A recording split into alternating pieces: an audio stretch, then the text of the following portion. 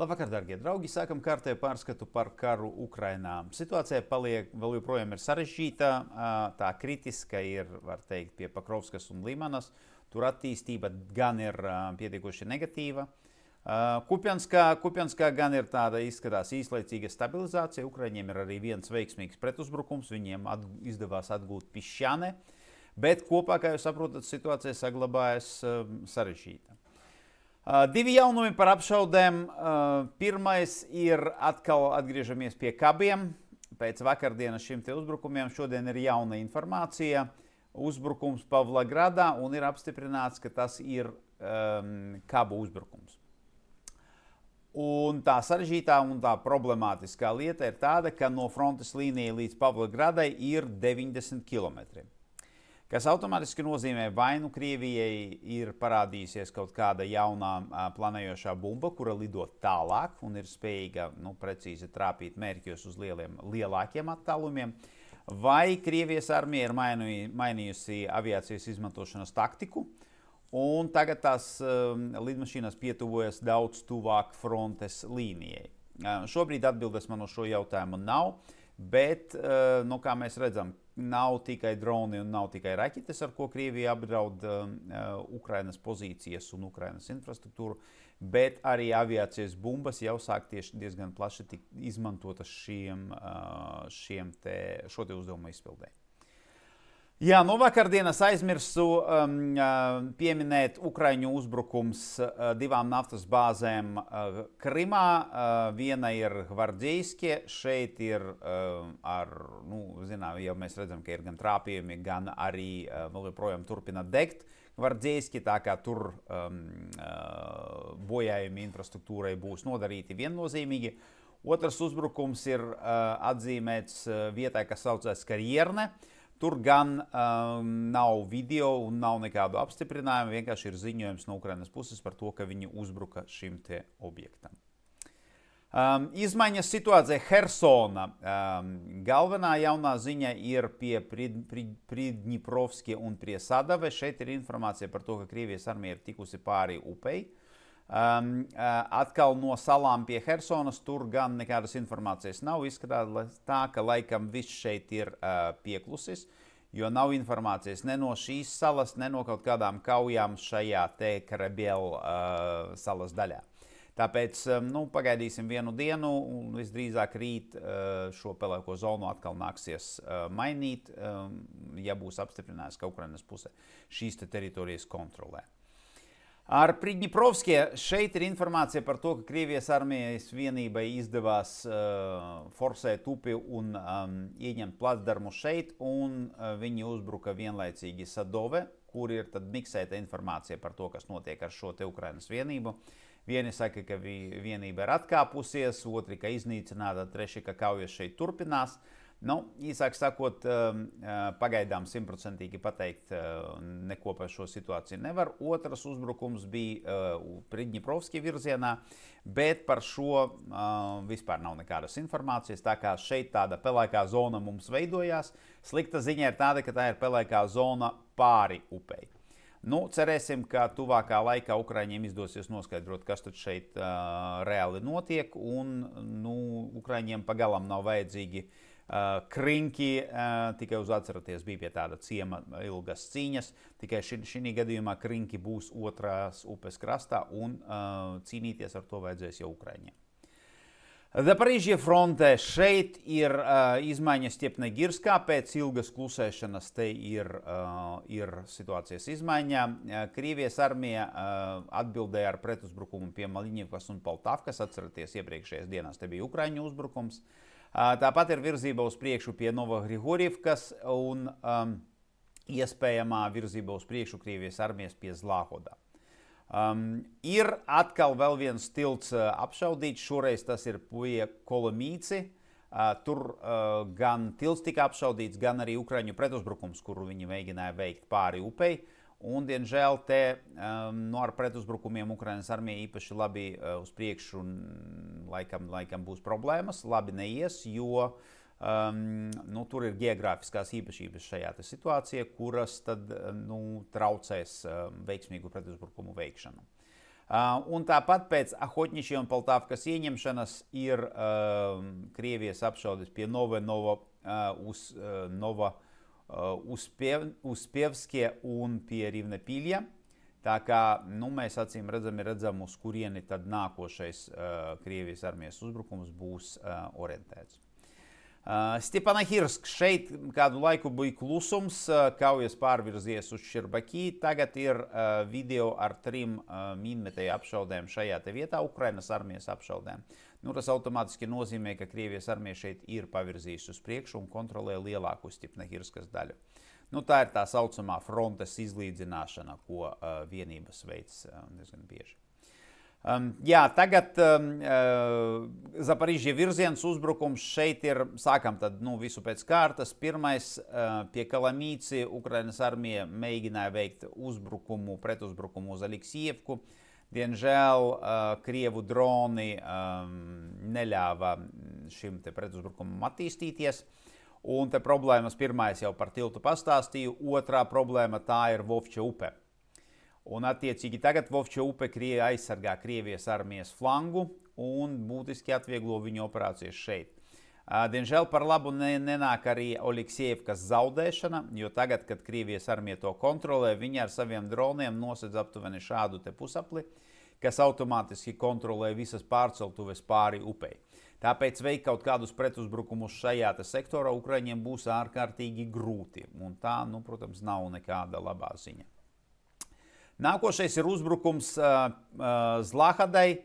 Šeit zīmē šādu te pelēko zonu absolūtais vairākums analītiķu. Es domāju, ka patiesībā uzbrukums gāja pavisam savādāk. Es domāju, ka uzbrukums gāja no Priviljas no ziemeļiem uz dienvidiem. Protams, bija arī spiediens no austrumiem. Un te mums ir jau apstiprinājums tam, ka Krievijas armija ir iegājuši Zlahodā, bet par tās ieņemšanas, protams, pagaidām vēl runāt ir par agru. Turpinājās Krievijas armijas uzbrukums šeit pie Novogrigorjevkas. Šeit ir šī te pozīcija, kura tagad tur Krievijas armijas virzību uz priekšu, jo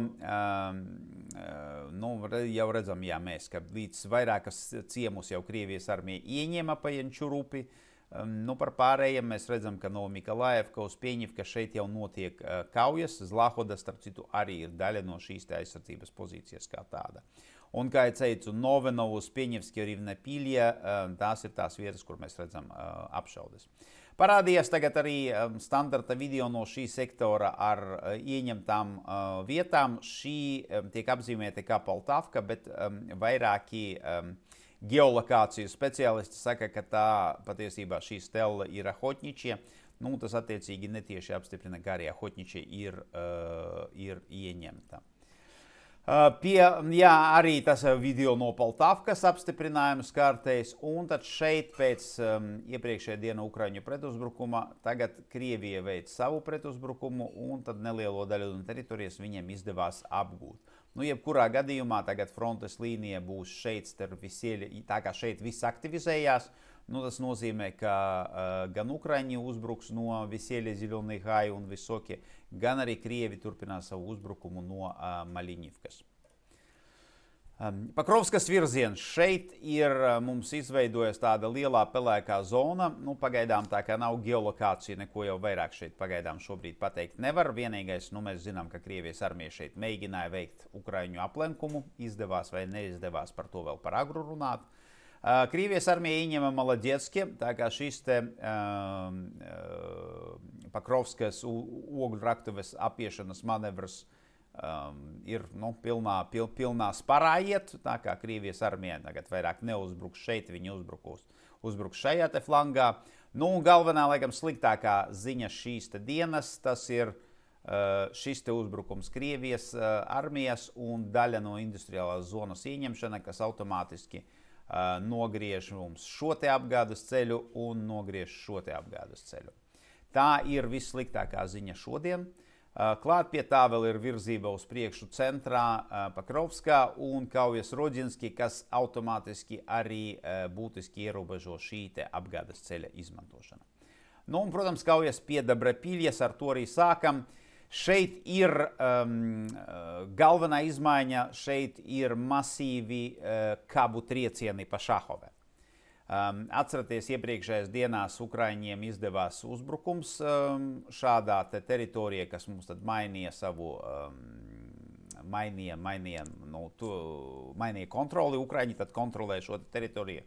Viņiem pat izdevās aiziet līdz Vladimirovkai. Tā kā vairākie uzbrukumi Krievijas armijas mehanizētām vienībai šeit ir izgāzušies, tagad viņi izmanto jauno taktiku, viņi visu nobumbo ar kabiem. Un pagaidām vienīgais zināmais uzbrukums ir nācis no šī virziena, bet visdrīzāk kaut kas noticis arī ap Vladimirivku. Bet pagaidām te ir paliek mūsu pelēkā zona, jo bumbot jūs varat cik gribat. Tas nenozīmē, ka jūs pilnībā iznīcināt visas vienības, kas atrodas šajā sektorā. Tas viss panākums var tikt panākt tikai kombinējot gan triecienus no gaisa, gan artilērijas apšaudes un dronu apšaudes, gan arī tiešos uzbrukumus pozīcijām. Pagaidām šeit paliek mūsu pelēkā zona ap Šahave. Redzēsim, kā tas tālāk attīstīsies. Pie Radžinske tad šeit mēs redzam pa lēniņām Krievijas armija laužās uz priekšu. Ceļš pagaidām vēl nav fiziskās kontroles, bet mēs jau zinām, ka šis ceļa krustojums ir tā viena no tehnikas kapsētām. Tā kā principā uz pa pusei jau Krievijas armija ietekmē darbību uz šo ceļa, bet viņi viennozīmīgi centīsies ieņemt Radžinske un fiziski pārgriezt šo ceļu. It īpaši tādēļ, ka šie divi ceļi tagad ar šo uzbrukumu industriālajā zonā, abi divi ceļi ir, principā, vairāk viņi nedarbojas. Nekāda apgāde, nekāda ievainotu evakuācija šeit notikt nevar. Turpinājās arī kaujas šajā kabatā. Ir informācija par Krievijas armijas virzību uz priekšu šeit, un ir arī informācija, ka viņi tika pāri dzelzceļam un jau uzsāka darbību un kaujas par šo te industriālo zonu. Šeit gan jāsaka tā, laikam es kaut kādā veidā mainīšu to krāsu, jo ir skaidrs, ka šī teritorija, pa daudz iezīmē, šī teritorija, paņemsim citu krāsu, šī teritorija ir zināmā veidā pelēkā zona, jo 100% kontroles par šīm teritorijām Krievijas armija, protams, ka nav.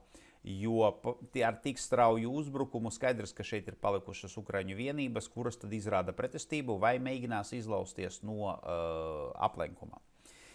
Tāpēc 100% kontroli šeit noteikti mēs nevaram apstiprināt vai noraidīt. Tad attiecīgi, īsāk sakot, kaujas šeit vēl turpināsies.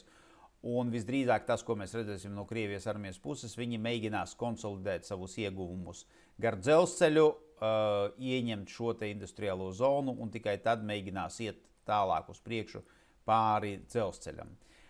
Viņi var mainīt šo te darbību tikai tad, ja Ukrainas armijas aizsardzība šeit sabruks un viņi redzēs iespēju ātri virzīties uz priekšu un ieņemt visu Pakrovsku. Jā, un situācija Pakrovskā un Mirnagradā tagad ir pavisam švaka. Tad ar šo te iebrukumu tad Krievijas armija, pirmkārt, dzelzceļš jau nedarbojās, šis te ceļš nedarbojās un šis te apgādes ceļš nedarbojās. Ar šo te krustojumu tad attiecīgi ir problēmas uz šī te ceļa un arī problēmas izmantot šo ceļu līdz šim te pagriezienam un tālāk uz leju, uz Pakrovsku un uz Mirnagradu. Ceļi, kuri Ukrainas armija ir palikuši, tas ir šis ceļš, šeit viņš iet iekšā, šeit viņš iet aptuveni šādi, un tad šis te ceļš aptuveni šādi.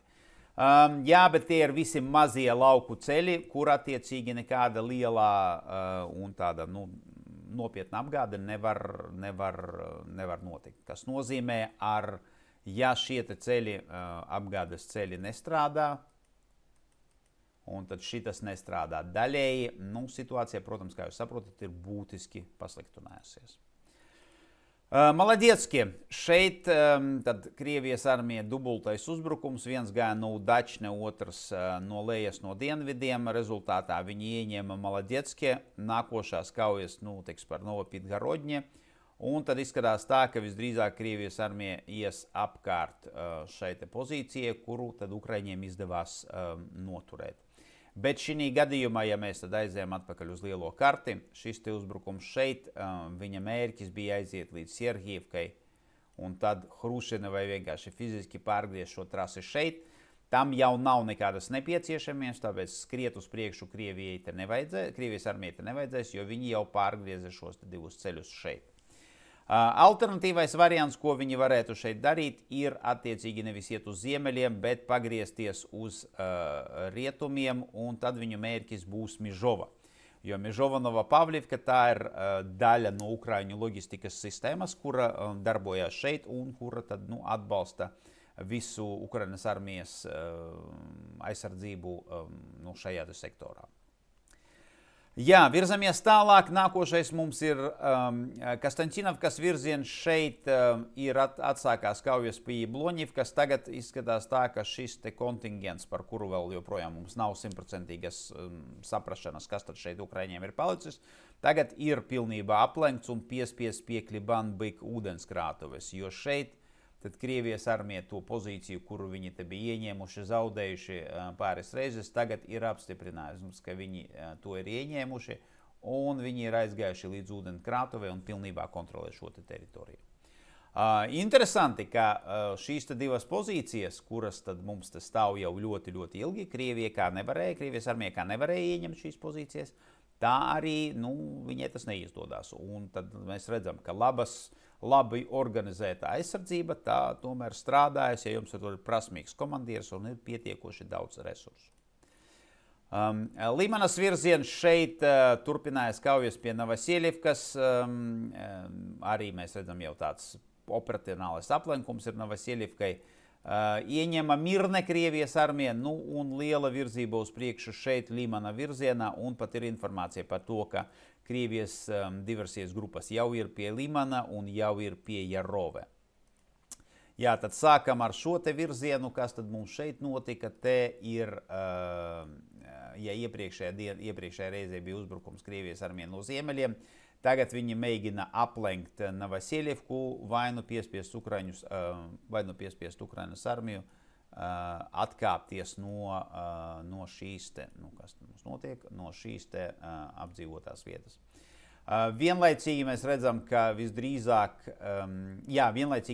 ka viņu diversijas grupas parādījās jau arī Jarove, un visdrīzāk pēc Novosiļivkas ieņemšanas viņi mēģinās pārgriezt šo te apgādes ceļu šajā te krustojumā.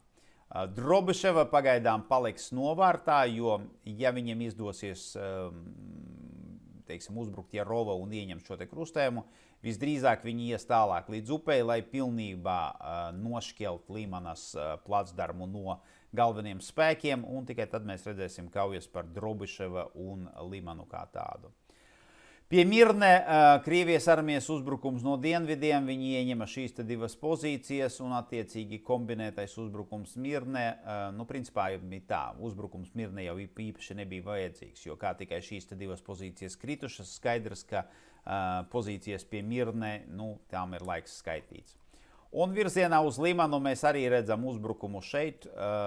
Kārtējo pozīciju Krievijas armija šeit ir ieņēmusi, aizgājusi līdz prettanku grāvim Puķu zobiem, bet mēs redzam arī lielu virzību uz priekšu šeit, un viss tas iet Limana virzienā, tā kā diversijas grupu parādīšanās šeit ir tikai likumsakarīga. Un tad kauja pie Jampiļu, šeit ir tā, ka Ukraiņi vēl joprojām tur šo te krustojumu. Atceraties, Krievijiem bija izdevies to ieņemt, Ukraiņi viņus uzreiz izsit ārā. Un pagaidām tas ir šī te pozīcija un pašas kaujas Jampiļā ir tas, kas aptur Krievijas armijas virzību tālāk uz dienvidiem.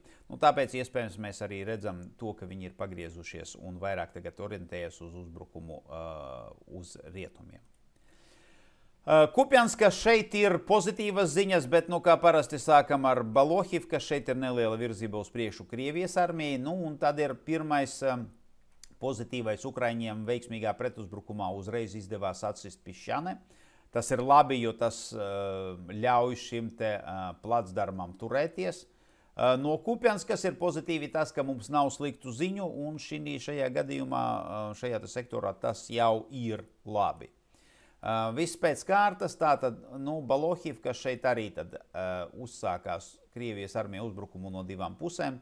Visdrīzāk viņi redzēja iespēju, izmantoja laikam savu artilēriju un dronus, tāpēc uzbrukums Balohivkai šeit ir sācies, pagaidām tikai pašā sākumā. Kupianskā, kā es jau teicu, pozitīvais ir tas, ka ziņu nav nekādu, jāskatā ne sliktu, ne labu. Šīta zona ir vienīgā, kas šobrīd mums ir centrā pelēkajā statusā, un tad nav informācijas ne par kaujām par skolu, ne par kaujām par šo te rajonu. Vismaz nav informācijas par kaut kādām izmaiņām, kas no šī situācija jau ir pozitīvi.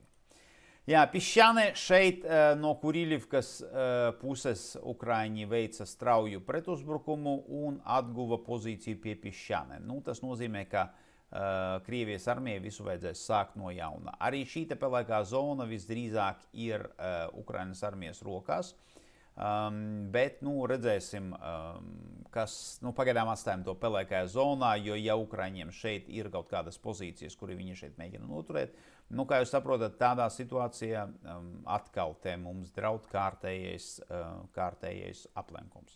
Bet, sāk papriecāsim par to nedaudz, par ko var papriecāties. Šeit ir agresīva, aktīva darbība no Ukraiņu puses, un Pišķane atpakaļ ir Ukraiņu rokās, kas attiecīgi pastiprina šīs aizsardzības pozīcijas šim placdarmam, un tad iespēja, ka turēt pozīcijas vēl joprojām pastāv.